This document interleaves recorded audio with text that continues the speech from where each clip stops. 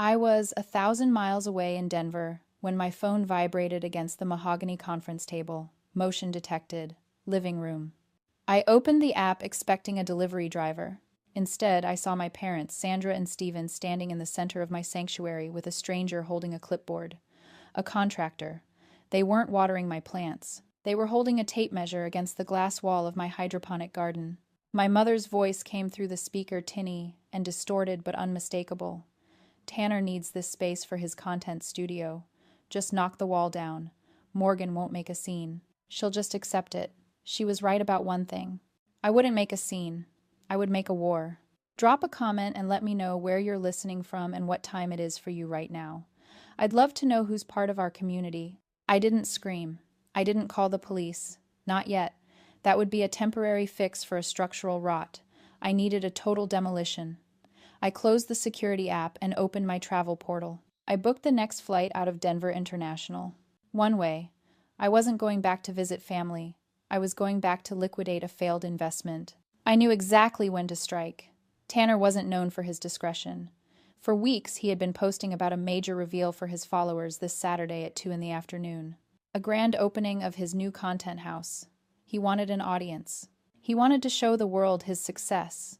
I decided right then that I would give him exactly what he wanted. I would be his surprise guest. The flight to Seattle took 3 hours. I didn't spend a single minute of it crying or mourning the relationship I thought I had with my parents. I spent it working. I bought the Wi-Fi package and opened my laptop. It was time to organize the archives. I created a new folder on my desktop and named it simply The Ledger. I started pulling files. Bank statements from 5 years ago. Venmo histories. Signed agreements for business loans that were never repaid. I dragged and dropped every single transaction into the folder. There was the $4,000 for his podcast equipment that gathered dust in a garage. The $7,000 for the dropshipping business that never shipped a single product. The $10,000 for the car down payment because he needed reliable transportation to get to job interviews he never attended. I looked at the total sum on the spreadsheet. $115,000. That wasn't brotherly support. That was embezzlement. My parents hadn't just enabled him. They had facilitated the theft of my future to fund his delusions. And now they were literally measuring my walls for destruction. I stared at the clouds shifting outside the window. For years, I had treated my family like a charity case, convinced that my financial stability was a resource I owed them. I thought if I gave enough, they would finally see me as valuable. But looking at the cold, hard numbers on my screen, I realized the truth. I wasn't a valued family member. I was just an asset they were ready to strip for parts. I closed the spreadsheet and picked up my phone. There was one person who might still be on my side. Haley, Tanner's fiancée. She had called me 3 times yesterday, voicemails breathless and anxious, trying to warn me about something, but I had been too busy with the conference to listen. Now I understood why she sounded so desperate. I typed a text message. I saw the security feed. I know what they are doing. I am landing in 2 hours. Do not tell them I am coming. Meet me at the airport. 3 dots appeared instantly. Then a reply. Thank God. I have documents you need to see. It is worse than you think. I turned off my phone and leaned back against the headrest. The anger that had been burning in my chest cooled into something solid and heavy like a stone. I wasn't afraid of the confrontation anymore. I was looking forward to it. They wanted to break down my walls. Fine.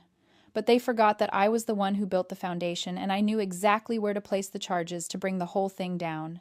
I sat in the rental car 3 blocks away from my own driveway, watching the digital clock on the dashboard tick toward 2 o'clock. My laptop was open on the passenger seat, the screen glowing with the spreadsheet I had named The Ledger. It was a complete autopsy of my relationship with my family, quantified in cold, hard rows and columns. I scrolled through the history. 5 years. $115,000. It was staggering when I looked at it all at once. There was the $20,000 for Tanner's lifestyle brand launch party, an event that consisted of him buying tables at a club for people who didn't know his name. There was the $8,000 for his emergency rent when he claimed his roommate stole his money. I found out later the roommate had moved out 3 months prior. There were endless transfers of $500, $1,000, $2,000 bleeding me dry slowly, quietly. I closed my eyes and pictured my house. Specifically the sunroom I had converted into a hydroponic garden. It was my sanctuary. I had spent months researching nutrient solutions and lighting cycles. It was the only place in the world where I felt completely at peace, surrounded by the quiet hum of water pumps and the clean scent of basil and mint. It was a living system that required patience, care, and respect everything my family lacked. And they were going to destroy it with a sledgehammer. To them, my sanctuary was just wasted square footage. They wanted to replace my living, breathing garden with ring lights, green screens, and a neon sign that said Tanner's World. They wanted to turn my temple of silence into a factory of noise. For years, people had asked me why I did it. Why did I keep writing the checks? Why did I keep answering the phone? Looking at the numbers now, I finally understood the mechanism behind my own behavior. It wasn't generosity. It wasn't even love. Not really. It was a trauma response. I had been forging the links of an invisible chain my entire life. Growing up, I learned that my parents' affection was a volatile currency. If I wasn't useful, I was invisible. If I wasn't solving a problem, I was creating one. So I learned to fawn. I learned to anticipate their needs and pay for their approval before they even asked. I had convinced myself that if I just paid enough, if I was just successful enough, I could buy my way into being a valued member of this family. The $115,000 wasn't a loan. It was a survivor's tax. I had been paying protection money to the people who were supposed to protect me. I thought the money was a bridge connecting us, but it was actually a wall. As long as I kept paying, they didn't have to see me as a person. They only had to see me as a resource. But the bank was closed. The subscription had expired. I looked at the security app on my phone one last time. I could see them moving inside my house. They were laughing. My mother was pointing at my grandmother's vintage armchair, instructing Tanner to drag it out to the wet lawn to make room for his equipment. They looked so comfortable in their theft. They thought they owned me because I had spent a lifetime letting them rent me. I shut the laptop with a snap. I wasn't just going to evict them from my house. I was going to evict the scared little girl inside me who thought she had to pay for the privilege of existing. I put the car in gear. It was time to go home. Saturday, 2 o'clock. I parked my rental car at the end of the block and watched. The invasion was already underway. My security app had been pinging me for the last hour, but seeing it in person was different. It wasn't just pixels on a screen anymore. It was a physical violation. My driveway was full. Tanner's leased sports car was parked sideways, taking up 2 spots. My parents' SUV was on the lawn, the tires sinking into the soft earth I had spent weekends aerating. The front door was wide open. I could see people moving inside, not just my family, but strangers. Tanner's crew. Kids with cameras and ring lights, treating my home like a public park.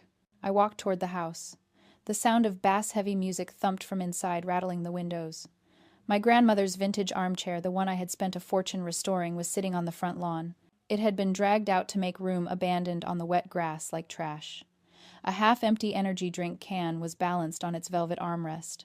I stepped onto the porch. My mother, Sandra, was standing in the foyer directing 2 of Tanner's friends who were carrying a large green screen. She looked radiant, energized the way she always looked when she was catering to Tanner's whims. "Careful with that," she was saying. "We need the lighting to be perfect for the stream." She turned and saw me. For a second she froze. Then her expression shifted from shock to annoyance. "Morgan, what are you doing here? I thought you were in Denver until Tuesday." "I came back early," I said, my voice flat. "I wanted to see the renovations." "Oh, don't start," she snapped, waving a hand dismissively. "We're just rearranging a few things for Tanner. He has a huge event today. You should be happy for him. He's finally making it." "Making it," I repeated, "by knocking down my walls." "It's just a wall, Morgan. And those plants? Honestly, it was a waste of space. Tanner needs room to create. You need to loosen up anyway. You're always so uptight." I walked past her into the living room. It was unrecognizable. My furniture was gone, replaced by beanbag chairs and tripods. And there in the center of the room, standing in front of a ring light the size of a tractor tire, was Tanner. He was holding his phone up, talking to an invisible audience, his voice pitched high and manic. "Yo, what is up, guys? Welcome to the crib. We are live from the new HQ. This is where the magic happens. We got the crypto charts. We got the gaming setup. We got..." He stopped when he saw me standing in the frame. His smile faltered for a fraction of a second before he tried to recover. "Yo, look who it is. Special guest appearance. My sister Morgan just flew in to celebrate the launch. Say hi to the stream, Morgan." He tried to put his arm around me to pull me into his delusion. I stepped back. The camera was still rolling. The comments were scrolling by on his phone screen. Thousands of people watching. Perfect. I'm not here to celebrate, I said, looking directly into the lens of his phone. I'm here to evict you. Tanner laughed, a nervous, jagged sound. Classic Morgan. Always joking. Guys, she's a riot. I'm not joking, I said, my voice cutting through his performance. I reached into my bag and pulled out the folder. This is a cease and desist. And this, I held up the thick stack of papers, is the ledger. Morgan, stop! My father, Stephen, appeared from the kitchen looking flushed and angry. You're embarrassing him. Put that away. No, I said. I turned back to the camera. For anyone watching, my name is Morgan. I own this house. Tanner doesn't live here. He lives in our parents' basement. And the success he's bragging about, it was funded by $115,000 he stole from me over the last 5 years. The room went silent. The music stopped. Tanner looked at the phone, then at me, his face draining of color. Turn it off, he hissed. Turn the stream off. Why? I asked. Don't you want your fans to see the real you? The one who borrows money for rent and spends it on bottle service. The one who needs his mommy to help him break into his sister's house. I opened the folder and pulled out the first bank statement. August 12th. $4,000 for podcast equipment. Never recorded a single episode. September 15th. $7,000 for a business license. The business doesn't exist. January 4th. $10,000 for a car down payment. Where's the car, Tanner? That's enough. My mother grabbed my arm, her nails digging into my skin. You are ruining his big moment. How can you be so selfish? I looked at her hand on my arm, then up at her face. Selfish. You're measuring my house for demolition while I'm out of town, and I'm the selfish one. We were going to tell you, she cried. We just wanted it to be a surprise. A surprise, I said, like the time you surprised me by giving him my college fund, or the time you surprised me by co-signing his loans with my credit? Tanner lunged for the phone, trying to end the stream, but he fumbled it. It clattered to the floor, screen up still broadcasting. The comments were going nuclear. Is this real? Did he really steal from his sister scammer? Fake. I looked down at the phone, then back at my brother. He wasn't a tycoon. He wasn't an influencer. He was a child in a man's body, terrified because the lights had finally been turned on. Get out, I said. All of you. Get out of my house. You can't do this, my father sputtered. We're family. Not anymore, I said. Now you're just trespassers. I didn't back down. I held my ground as my father sputtered, his face turning a mottled red. But before he could launch into another defense of his golden boy, the front door opened again. Haley walked in. Tanner's head snapped up. Babe, what are you doing here? Tell them to leave. Tell them they're ruining everything. Haley didn't look at him. She looked at me, gave a small, grim nod, and then walked into the center of the room. She was holding a manila envelope. She looked calm, but her knuckles were white where she gripped the paper. I'm not here to help you, Tanner, she said, her voice shaking slightly but gaining strength with every word. I'm here to end this. End what? Tanner laughed nervously, glancing at the phone on the floor, realizing the stream was still live to thousands of people. Babe, come on. Not now. Yes, now, Haley said. She opened the envelope and pulled out a document. It was thick, legal-looking. Do you recognize this? Tanner squinted at it, and then his eyes went wide. Panic, real and raw, flashed across his face. Where did you get that? From the glove box of your new car, Haley said. The one you told me you bought with your crypto gains. The one you said was paid off in full. She held the document up to the camera on the floor, then turned it toward my parents. It's a lease agreement for a $68,000 luxury SUV. But look at the signature at the bottom. My father squinted at the paper. That says Morgan. Exactly, Haley said. He didn't buy the car. He leased it. And he forged Morgan's signature as the co-signer because his credit score is in the trash. I felt the air leave my lungs. I snatched the paper from her hand. There it was. My name scrawled in a handwriting that was trying too hard to look like mine, but had the telltale jagged loops of Tanner's script. He had committed identity theft. Against his own sister. You forged my signature? I asked, my voice, barely a whisper. You stole my identity. It was just a cosign, Tanner yelled, desperate now. I was going to make the payments, I just needed a little boost to get approved. The car is part of the brand, Morgan. You have to spend money to make money. You committed a felony, I said. That's not spending money. That's fraud. But Haley wasn't done. She reached back into the envelope. There's more, she said. And this time, she looked at my parents with pity. Morgan, when you texted me about the security feed, I did some digging. I ran a credit check on everyone in this house. She pulled out 2 more sheets of paper. Sandra. Stephen, do you know you have 3 credit cards maxed out in your names that were opened 6 months ago? My mother blinked, confused. What? No, we don't. We only have the 1 card for emergencies. Not anymore, Haley said. Tanner opened them. He used your social security numbers. He's racked up $40,000 in debt in your names to fund his lifestyle. He hasn't made a single payment. You're in default. Your credit is ruined. The silence in the room was absolute. My father's phone pinged. He pulled it out, frowning. It was a credit monitoring alert. He stared at the screen, scrolling his face, losing all color. He looked up at Tanner, then at the papers in Haley's hand, and finally he understood. You stole from us, my father whispered. After everything we gave you, after we mortgaged the house for your legal fees last time, you stole our identities. Tanner was backing away now, shaking his head. I was going to pay it back. Once the crypto course took off, I was going to pay it all back with interest. You guys just don't have any vision. Vision, I said. You bankrupt your own parents. You stole my identity. You were about to destroy my home. That's not vision, Tanner. That's predation. I looked at my parents. They were standing there broken. The son they had protected, the son they had chosen over me, time and time again, had eaten them alive, and they hadn't even felt the teeth until it was too late. Get out, I said again. All of you, now. My mother looked at me, tears streaming down her face. Morgan, please, we didn't know. You didn't want to know, I said. You were so busy building him up that you didn't notice he was tearing you down. And you were so busy tearing me down that you didn't notice I was the only one holding you up. I pointed to the door. Leave. Before I call the police and add trespassing to the list of charges. They left. My father stumbling like an old man, my mother sobbing, Tanner running out to his leased car that was about to be repossessed. Haley stayed behind for a moment. I'm sorry, she said. I should have told you sooner. You told me when it mattered, I said. Thank you. She nodded and walked out, closing the door on the wreckage of my family. I stood in the silence of my home, the ring light still glowing, the green screen still up. But the noise was gone. The parasites were gone. I picked up Tanner's phone from the floor. The stream had ended when the battery died. But the comments were forever, and so was the truth. I walked to my garden wall. It was still standing.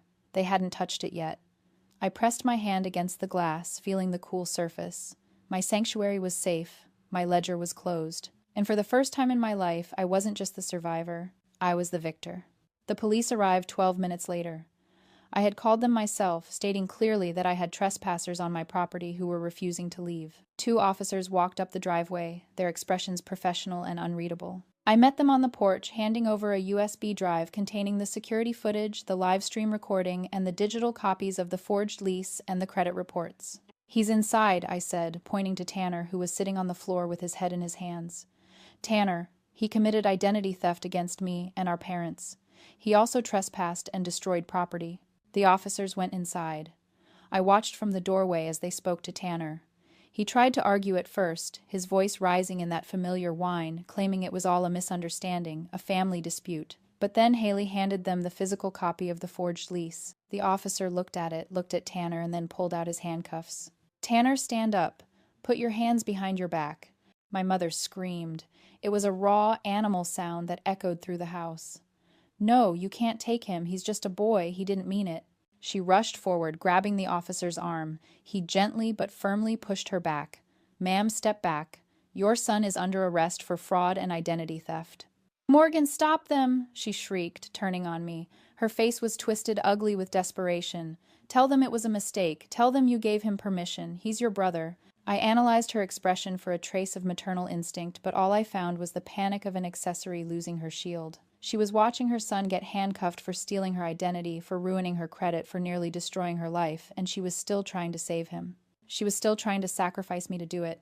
I didn't give him permission, I said to the officer. Press charges. For everything.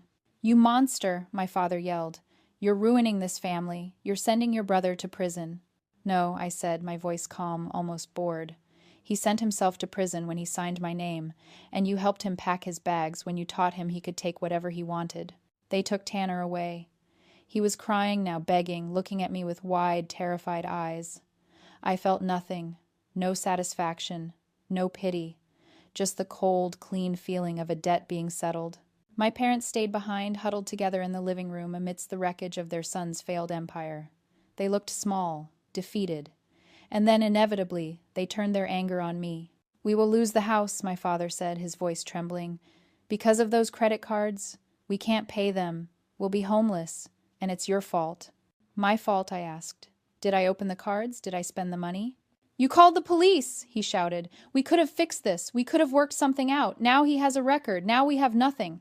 I looked at them, and suddenly I understood. It wasn't just denial. It was survival. If they admitted Tanner was a monster, they had to admit they had raised one. If they admitted he stole from them, they had to admit their love was a weakness he exploited. It was easier to blame me. It was easier to make me the villain than to look in the mirror and see the fools they had become. "I'm issuing you a formal trespass notice," I said. "If you come back here, you'll be arrested too. Get out." "You can't do that," my mother whispered. "We're your parents." "You were my parents," I said. "Now you're just the people who broke into my house." I walked to the front door and held it open. They stared at me for a long moment, waiting for me to crack, waiting for the daughter who always fixed things to come back. But she was gone. I had evicted her too. They walked out. I managed the exit protocol. The door clicked shut, sealing the perimeter. Then I engaged the deadbolt. The click echoed in the silent house like a gunshot. It was over. 3 months later. The glass wall is still standing. The contractor's measuring tape is a distant memory replaced by the steady, rhythmic drip of the nutrient feeds. My hydroponic garden isn't just surviving, it's thriving. The basil has grown so thick it brushes against the glass, and the scent of mint and lemon balm fills the air, clean, sharp, and entirely mine. It was raining in Seattle, a gray sheet of water against the windows that made the warmth inside feel like a luxury. I poured 3 cups of tea using the peppermint leaves I had harvested that morning. I wasn't alone. Aunt Susan was sitting in the armchair, my grandmother's chair, which I had rescued from the lawn and professionally cleaned. Next to her was Haley. She wasn't wearing her engagement ring anymore. "I heard from my sister yesterday," Aunt Susan said, blowing softly on her tea. She didn't look at me. She looked out at the rain. "The bank finalized the foreclosure on Tuesday. They're moving into a 2-bedroom apartment near the airport. It's small." "Are they okay?" Haley asked, though her voice was guarded. "They're alive," Susan said. "They're still paying for Tanner's lawyer. And they're still telling anyone who will listen that Morgan stole their retirement." I took a sip of tea. The liquid was hot grounding. I waited for the guilt to come. I waited for that familiar suffocating weight in my chest that told me I was a bad daughter, that I should fix this, that I should write one more check to save them from the consequences of their own idolatry. But the guilt didn't come. There was only the taste of peppermint and the sound of the rain. "Let them talk," I said. "They need a villain. If blaming me helps them sleep at night in the bed they made, they can have that. It's the last thing I'll ever give them." I walked over to my tomato vines. There was a yellowing leaf near the base of a healthy stem. It was draining energy from the fruit, clinging to the stalk even though it was already dead. I took my shears and snipped it off with a clean, precise cut. For 32 years, I thought family was a permanent condition. I thought shared DNA was a suicide pact that you had to drown together if one person refused to swim. But as the dead leaf fell into my hand, I finally understood the truth. Family isn't a right. It's a title that must be earned every single day. Biology makes you relatives. Respect makes you family. I had spent a lifetime watering a dead plant, hoping it would bloom, not realizing that the rot was spreading to the roots. Cutting them off wasn't an act of cruelty. It was an act of survival. I didn't lose a family. I pruned the decay so that I could finally grow. I changed my number this morning, I told them, dropping the dead leaf into the compost bin. "They can't reach me anymore." Haley smiled, a genuine, tired smile. "Good. Peace suits you, Morgan." "It does," I said. I looked around my home. There were no ring lights. There were no screamers. There was just the quiet hum of the water pumps, the smell of life, and the people who actually saw me. I wasn't the invisible bank anymore. I was the gardener. And my garden was finally free of weeds. If you've ever had to prune a dead leaf to save the tree, share this story. You are not alone.